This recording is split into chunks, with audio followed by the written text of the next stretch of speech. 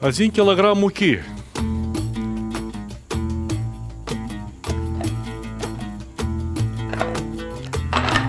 Добрая щепоть соли. Сколько пойдет воды, я пока что не знаю. Но у меня здесь литр, я вам остаток скажу.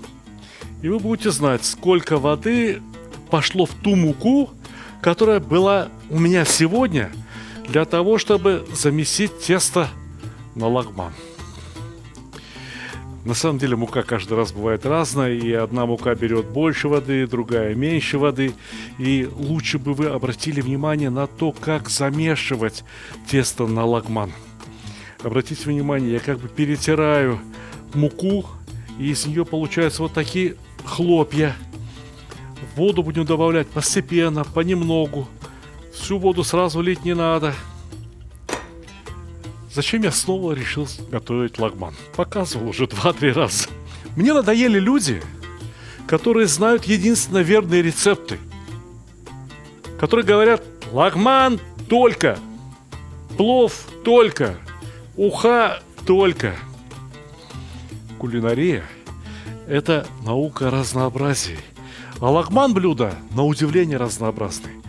Начнем с того, что его готовят и в Китае. Его готовят во всех наших республиках Средней Азии, в Казахстане. Дунгане считают его своим национальным блюдом. И правильно делают. Уйгуры считают его национальным блюдом. Киргизы, узбеки, таджики, казахи. Мы все имеем право считать лагман нашим национальным блюдом, какой бы национальности вы ни были. Потому что... Ну что такое лагман? Это лапша. Это длинная лапша, к которой готовятся какие-то соусы, поджарки, подливы, да? Ну, может, даже в виде густого супа на зажарке. И такие лагманы тоже бывают. Состав продуктов, которые пойдут в зажарку, может быть любым. Здесь могут быть баклажаны, могут быть перцы, может быть сельдерей, может быть вот редька какая-то, дайкон.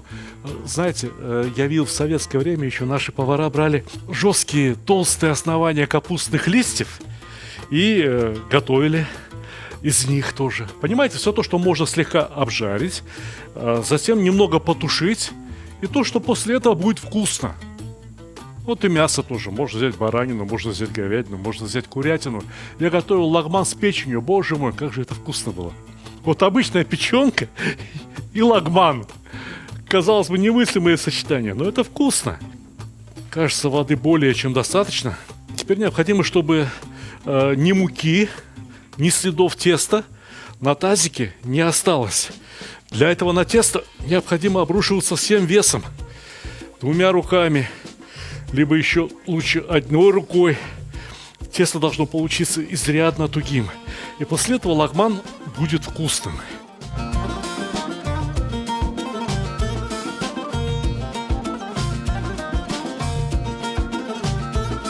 Постарайтесь придать тесту квадратную форму, прямоугольную форму. Уберите его пакетом. Тесто должно отдыхать примерно час.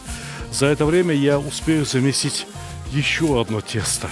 Совсем не такой, как готовят для традиционного лагмана, но не менее вкусное. Я не понимаю. Вот итальянцы тоже готовят какую-то лапшу, какие-то изделия из теста, точно так же с овощами, с мясом, что Бог пошлет. Почему их пастой нельзя назвать лагманом?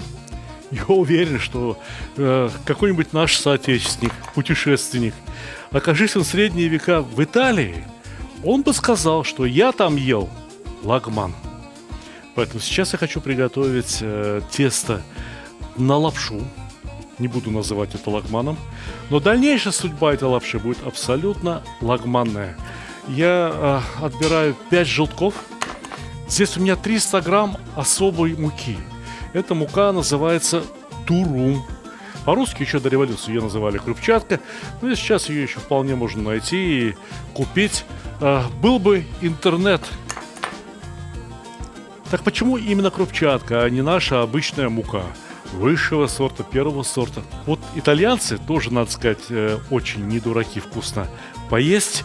Считают, что именно из такой муки получается самая лучшая лапша, макароны и даже равиоли. Что-то вроде наших пельменей и вареников. Поэтому я с такой мукой готовлю иногда даже манты. Манты получаются исключительно интересные, очень вкусные. Небольшая щепотка соли и замешиваем. Кстати говоря, вот сюда пошло 850 граммов муки и около 400 миллилитров воды. Сюда 300 грамм муки крупчатки дурум и 5 желтков. Возможно, придется долить немного воды. Посмотрим.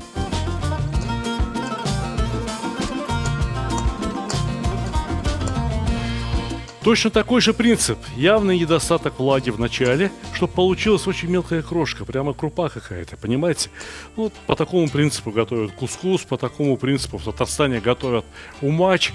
Люди на разных концах планеты, имея одинаковые продукты в наличии, приходят к одним и тем же решениям. Ну и теперь совсем по чуть-чуть воду.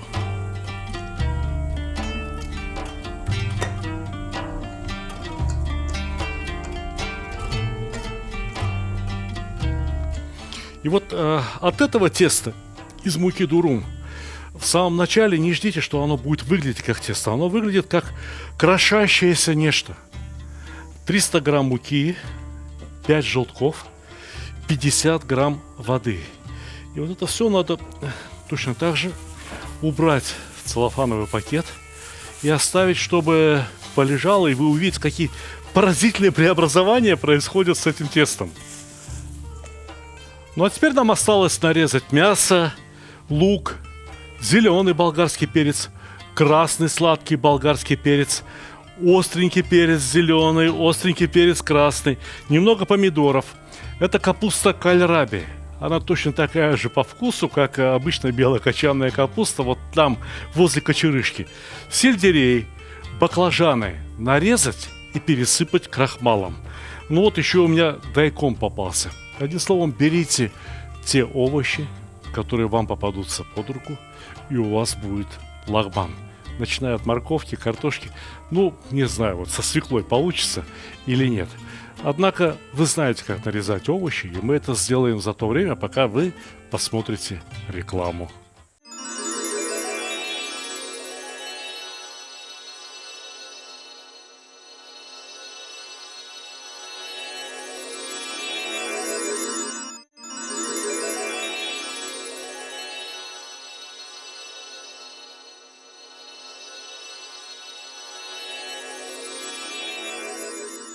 Все готово, все нарезано, и тесто отстоялось, стало мягким и податливым. Но, тем не менее, с этим тестом еще довольно много работы.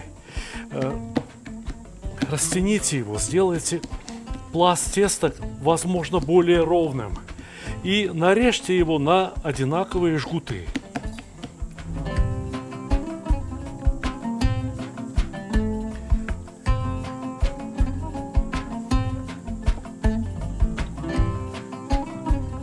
Жгуты сразу укладывайте в целлофановый пакетик, чтобы они ни в коем случае не пересохли. Жгутам по возможности надо придать округлую форму. Ну и насколько можете, настолько и вытяните их. Только имейте в виду, что никакое тесто за один раз лапшу не вытянешь. Тесту надо дать отдохнуть. И делается это особым образом. Понадобится кисточка, хорошее растительное масло. Чем вкуснее растительное масло, тем вкуснее и лагман получится. Понимаете, что в этом тесте? Соль, мука, вода. Все, ничего больше. Но вот это масло, которым мы будем смазывать жгуты, которым мы будем смазывать блюдо, на котором эти жгуты будут вылеживаться, отдыхать, ждать следующего этапа. Это масло, в конце концов, впитается в тесто. И вкус теста напрямую зависит от вкуса масла.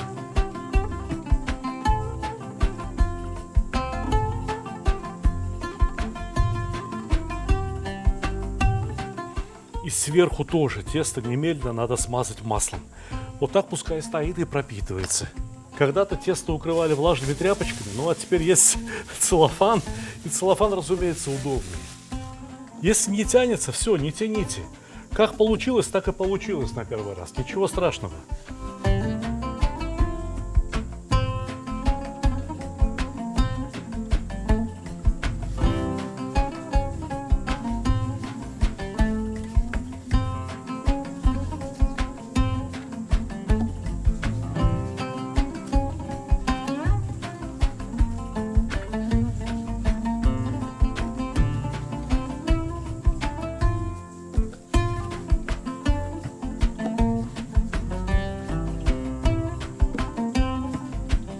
Тесто сейчас по свойствам, ну, чем-то напоминает резину.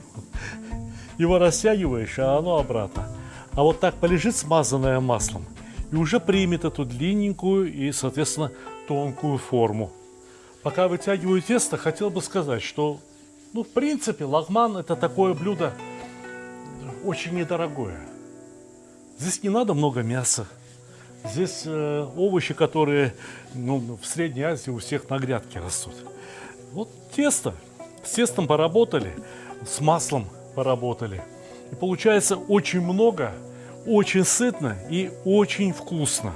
Еще раз хочу уделить внимание разговорам про то, что настоящий лагман должен быть. Настоящий лагман должен быть. Все, на этом точка. Должна быть хорошая вкусная лапша. Должно быть какое-то вот это мясо овощное рагу, поджарка. Бывает ведь лагман, который почти что без воды готовится, там, так сказать, жареный лагман, да? Бывает лагман, который больше похож на суп. В Узбекистане лагман готовят не спеша. Там могут положить и морковь, могут положить и картошечку, и получается в результате очень вкусно. Уйгуры готовят на китайский манер очень быстро, на сильном огне, обжаривают подбрасыванием в воке. Но и узбекский лагман, и уйгурский лагман, как по мне, так оба они очень вкусные. И даже вот тот, ну давайте не буду говорить, лагман, не лагман, вот эта лапша на яйцах, которую я сейчас даже и растягивать не буду. Я ее раскатаю при помощи вот этой вот машинки. Да? И кто-то будет говорить, что все это невкусно, настоящий лагман должен быть только тянутый. У меня есть настоящий лагман, тянутый. А это будет раскатанный и разрезанный. Откройте книги по национальной кухне, хоть по узбекской, хоть по какой. И обязательно там найдете название. Тянутый лагман и резанный лагман. Вот этот лагман у меня будет резанный. Чем он отличается от этого лагмана? Здесь вкус тесту придает растительное масло, а вкус этому тесту придают яичные желтки. Вы попробуйте растительное масло, ложечку возьмите, и желток возьмите. Что вам вкуснее? Вот и тесто то же самое. Разговоры про руки, про энергетику. Вот руки, мол, где придают вкус. Вы что, руки не моете перед тем, как раскатывать тесто? А?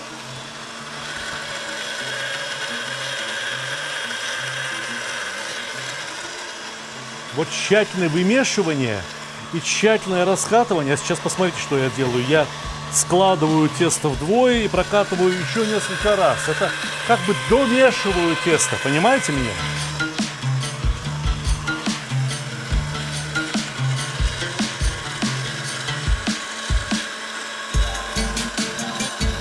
Вы понимаете, да, что здесь можно раскатать тесто насколько угодно тонко. Но надо ли это? Я считаю, что не надо. Все-таки в лагмане, даже если это нарезанный лагман, тесто должно иметь определенную приятную толщину.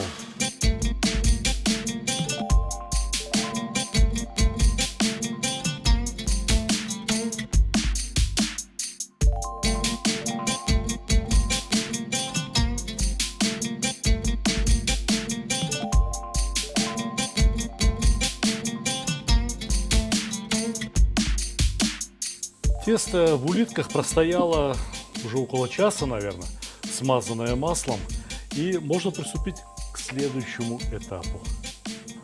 Полная кастрюля воды, в воду горсть соли. Так надо, чтобы лапша получилась вкусной. Вода должна закипеть довольно бурно, Это надо иметь в виду. Ну и поехали.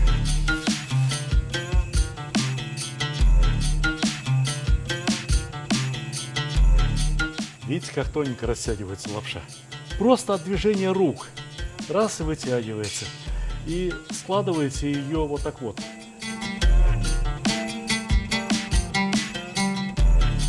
Слишком сильно вытягивать не надо. Даже если она здесь толстая, она просто в этом месте у вас возьмет, да и порвется. А вот этого допускать не надо. Оставьте один конец снаружи. Следующая ниточка лапши. Пишите в комментарии, у меня так не получится. У вас получится точно так же. Если вы будете все делать точно так же. Давать отдыхать тесту, смазывать тесто обильно маслом и не тянуть слишком сильно. Вот насколько вытянулось, настолько и вытянулось. Потому что все равно это тесто предстоит еще раз вытягивать. Но уже очень интересным способом. Сбегутся дети, сбегутся соседи, родные. Будут говорить, какой он мастер, какой он мастер. Просто посмотрите внимательно.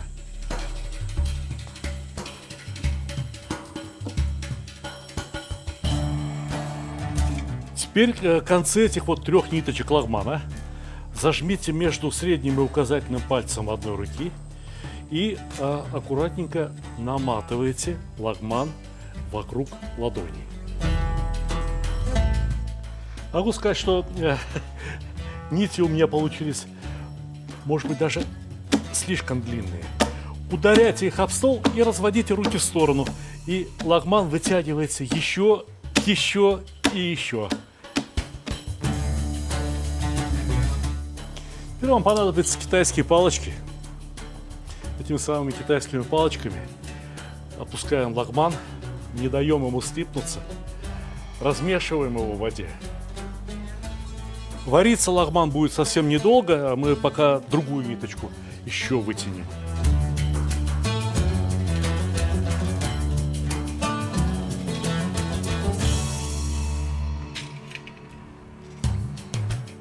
Переваривать лагман нельзя. Точно так же, как итальянцы считают большим грехом переваренную лапшу, спагетти, точно так же и лагман не надо переваривать. Вот он покипел пару минут, и этого достаточно. Более того, я его сейчас опускаю в холодную воду. Потому что если я выложу его сюда на блюдо, он горячий, он продолжит сам себя варить, и он переварится. А вот так все нормально. Остыл лагман. Перед подачей, если необходимо, мы его еще раз подогреем. А пока что это просто заготовка.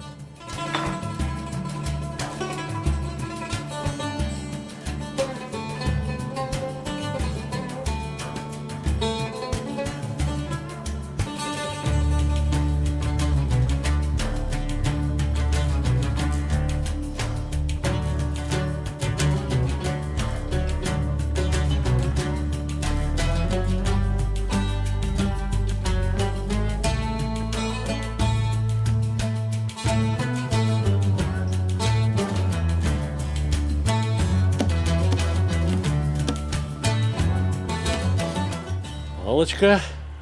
И поехали в кастрюлю вариться. Вода постоянно должна кипеть очень бурно.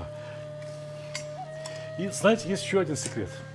В кафе, столовках лагман варят в одной и той же воде целый день. Первый лагман бывает не такой вкусный. А последний лагман, который сварили в воде, в которой уже до этого очень много варили лагмана, получается самым лучшим, самым вкусным.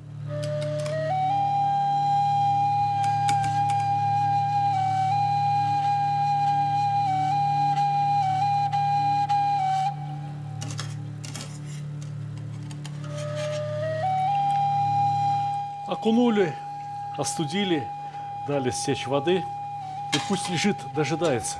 Ну и точно так же повторяем со вторым блюдом, с лагманом. Я тоже не делаю лагман каждый день, даже раз в неделю не делаю. Раз в неделю я готовлю плов. А вот те ребята, которые делают это каждый день, для которых это просто кусок хлеба, и они, может быть, там 50 раз за день растягивают лагман, конечно, у них это все получается гораздо быстрее и аккуратнее, чем у меня. Но поверьте, наш лагман будет ничуть не менее вкусным, чем у так называемых профессионалов. Тех, кто работает в кафе, в ресторанах, готовит лагман. Вообще, лагман, могу вам сказать, что это, конечно, блюдо не ресторанное. Нет, это блюдо для харчевни. Потому что оно в любой момент готово. Вот такие заготовки, то есть наполовину отваренная лапша, наполовину отваренный лагман, стоят в этих кафешках. А как только приходят клиенты, им остается только очень быстро пожарить мясо с овощами на большом огне. Это жарится за 2-3 минуты буквально. И все, вот тебе порция лагмана готова. Деньги давай. Сколько минут надо варить лагман? Ну вот он всплыл. Точно так же, как пельмени всплывают, точно так же, как галушки всплывают, точно так же, как, не знаю, любая вот куриную лапшу вы варите, да, там вот тоненькая лапша. Всплыла, все, более-менее тесто готово. Тем более, что при подогреве, перед подачей, мы его еще раз опустим в кипяток обязательно. А как же? Холодный лагман вкусным быть не может.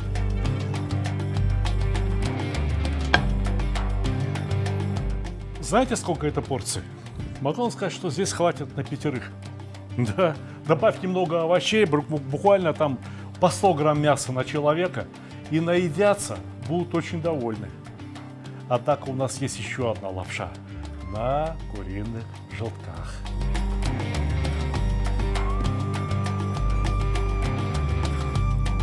Кто хотел ручную работу? Вот она, ручная работа. Лапша абсолютно ручной работы. Как только нарезали, сразу растребушите лапшу, чтобы не остались такие клеенные доски, знаете. Можно дать подсохнуть лапше, а можно начинать варить сразу. Все зависит от вашего аппетита. Варим примерно так же, как и лапшу, тянутую руками. Ну, буквально вот 2-3 минуты, пока не всплыла. Всплыла, покипела пару минут. Ну, может быть, 2 минуты побывала в кипятке, и это вполне достаточно. Не забывайте, что мы потом эту лапшу еще и разогревать будем.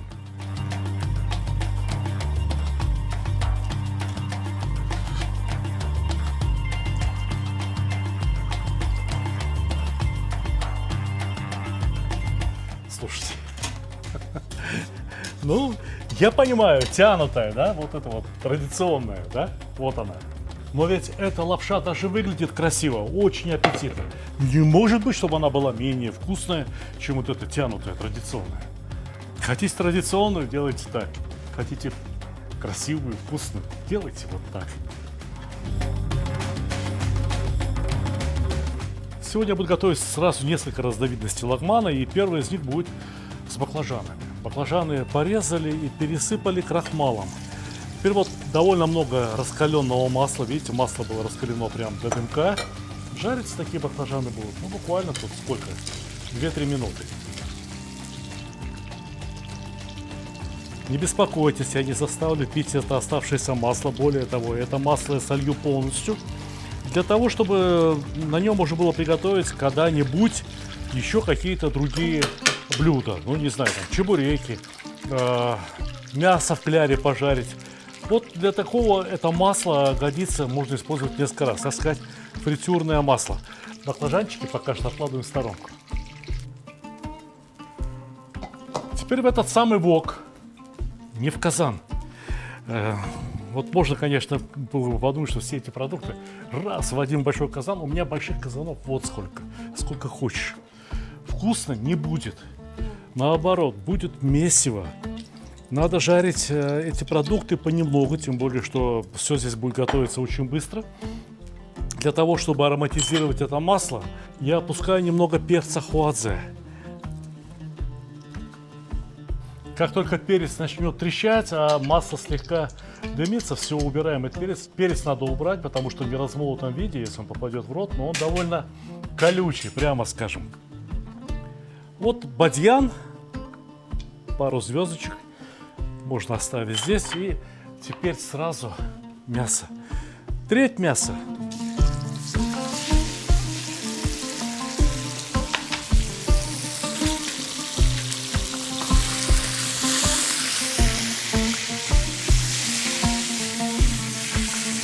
Видали, какая температура? Слышите, да, как шипит, как шкварчит? Ну, пусть мясо поджарится, станет румяным, потому что нам необходимо получить такой хороший, уверенный вкус. Следом за мясо немного лука, ну, примерно полголовки, томатная паста, да вот столько, наверное, пол-ложечки, вполне достаточно. И еще я хочу добавить корейскую соевую пасту. Я знаю, что многие скажут, ну так не добавляют, так не готовят. Я готовлю так. И это очень вкусно. И я советую вам, обязательно попробуйте приготовить вместе с корейской соевой пастой. Я видел, как готовят эти профессионалы. Они покупают, знаете, сухой бульон ведрами. Для ресторанов продают вот такими ведрами по 25 килограмм. И сыпят его для вкуса. Я так не делаю никогда, потому что у меня всегда есть хороший, нормальный бульон. Вот у меня здесь куриный бульон. Но сейчас, несмотря на то, что я сюда добавил уже томатную пасту, немного болгарского перца.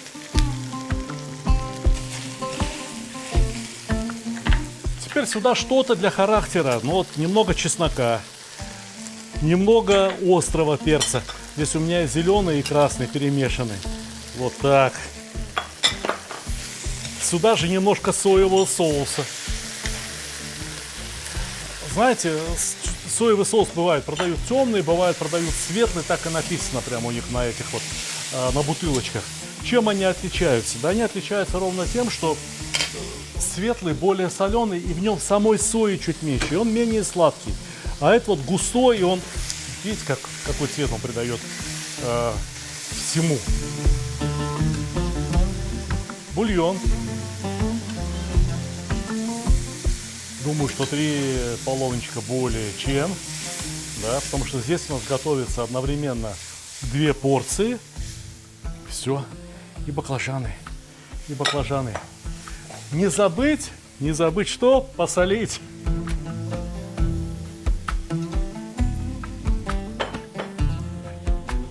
Готово. И уверяю вас, что это очень вкусно.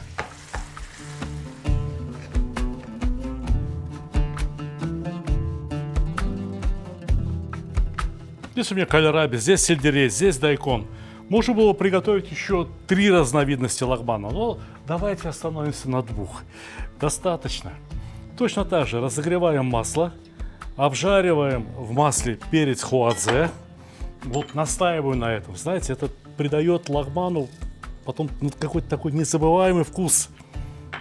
Перец очень интересно ароматизирует масло. Конечно, сюда надо взять хорошее масло, нельзя сюда брать масло абы какое. И вот подождите, пусть масло согреется вместе с перцем, пусть запенится.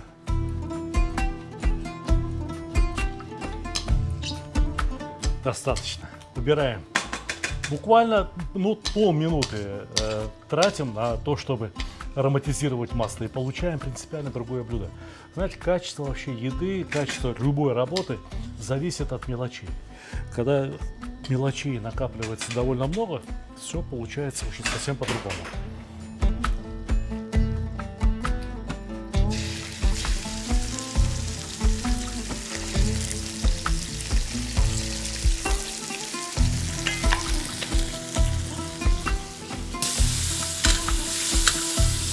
Сюда, в эту обжарку, я положу помидоры, поэтому томатную пасту класть не буду. А вот соевую пасту, о которой мы уже с вами поругались, да, ее положу обязательно. Ну, вкуснее с ней, вкус плотнее. Поверьте, пожалуйста, что у меня нет никакой задачи сделать вашу еду менее вкусной. Наоборот. И эта соевая паста, конечно же, продается. Самое главное, чтобы интернет не отключили, и вы найдете, где купить корейскую соевую пасту. Вот и все. Посолю прямо мясо. Все, поехали дальше. Лук, капуста кальраби. Очень вкусная. Очень вкусная. Если кочерышку у мамы просили, вот еще вкуснее. Немного сельдерея. Немного болгарского перца. Примерно половину помидоров. Что-то для характера, да? Обязательно. А как же? Перчик. Чеснок и заливай бульон.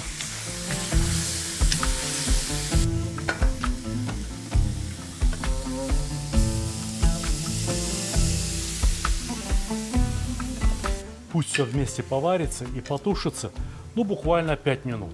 Капуста должна свариться. И эта подлива готова. Пусть стоит, дожидается своей лапши. Ну, а сейчас я хочу приготовить лагман, который некоторые любят больше вот такого жидкого. Это будет так называемый жареный лагман. Немного свежего масла. Даем ему немного разогреться до первого светлого дымка. И вот что у меня здесь такое. Это замороженная стручковая фасоль.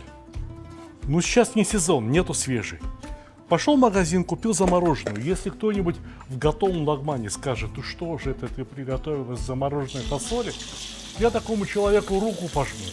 И пусть он ест такой лагман только в мае и в июне, когда бывает свежая зеленая фасоль. Потому что в остальное время года ее не бывает, бывает замороженная. Масло разогрелось, можно начинать жарить мясо. Прямо следом томатную пасту. Обязательно прожаривайте томатную пасту хорошо, не оставляйте ее сырой. Вот это во многих кафе, столовых наших восточных, там узбекских, уйгурских, не знаю каких, прям беда бедой. Вот этот вот сырой томат, уф, какая изжога от него бывает. А когда пожарится, ничего, вкусно. И смотрите, как красиво.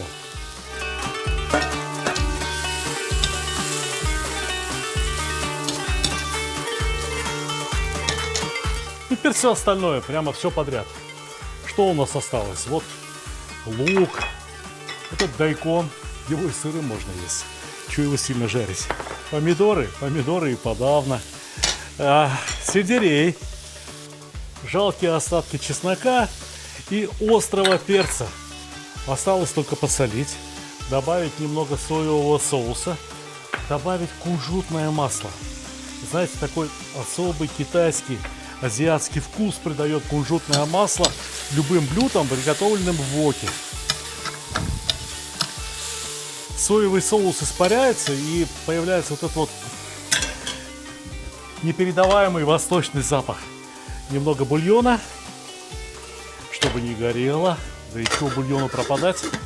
И ну, буквально вот 2 порции лапши, та, которая у нас уже была отварена. Мы ее не будем подогревать, она у нас подогреется прямо вот здесь, вместе с овощами.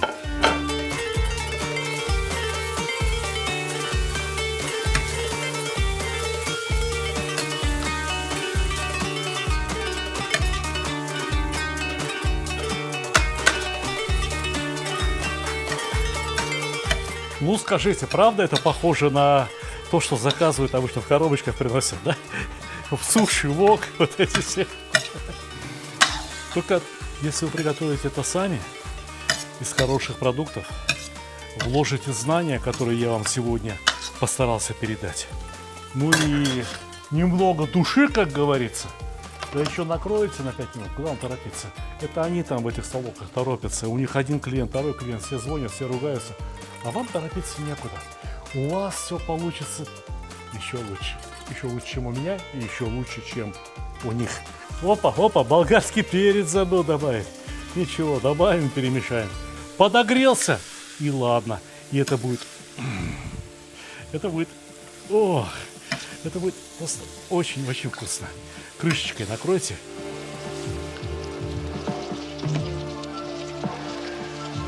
У нас здесь сегодня 5 человек, вот и 5 косушек будет. И разновидностей лагмана у нас, в принципе, тоже 5. Потому что какую-то можно сделать с такой лапшой, вот с традиционной. Кому-то можно сделать с лапшой вот такой, нетрадиционной, но при этом очень-очень вкусной. А этот холодный лагман можно и до завтра сохранить. Наш соус, зажарочка тоже сегодня вся не израсходуется. Точно так же, вот лапшу опускаем в воду, доводим до кипения, все, она горячая. Ну а соусы осталось только принести с плиты. Теперь уже готовую лапшу, разумеется, ни в какую холодную воду не опускаем, а сразу раскладываем по косам. Ох, это огромная геройская порция. Что сюда поверх, какой соус? А давайте вот это с баклажанами. Ох, и повезло же кому-то сегодня. Следующая коса с сельдереем. Это тоже очень вкусно. Хотя, говорю, можно готовить с чем угодно, с теми продуктами, которые у вас есть. Можно готовить даже с картошкой. В Узбекистане так и готовили, и это было очень и очень вкусно. Итак, вот зажаренный лагман. Эти 3 порции стянутым, а эти 2 срезанным лагманом, который готовился на одних только яичных желтках. Проверим, что будет вкуснее. Ты кусь, я кусь, так и поделимся друг с другом. Ох. Знаете, обычно к лагману во всех этих кафешках, столовках подается такая паста из перца и чеснока, которая называется лайджан. Но буквально на днях я показывал, как приготовить такую пасту, такую приправу еще вкуснее, чем тот лайджан. Здесь намного больше ингредиентов, и это готовится все намного аккуратнее. Получается просто прелесть.